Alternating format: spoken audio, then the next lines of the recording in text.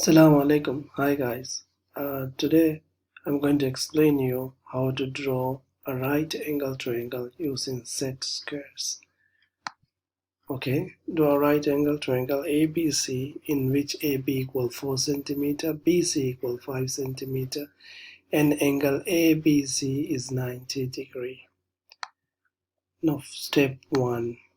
Measure and draw a 5 centimeter line BC.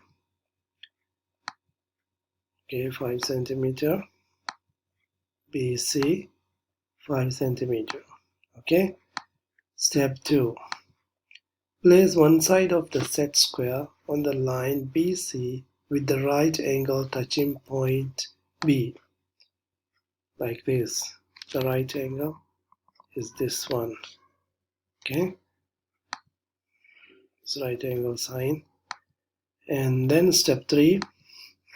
Draw a line from B upwards.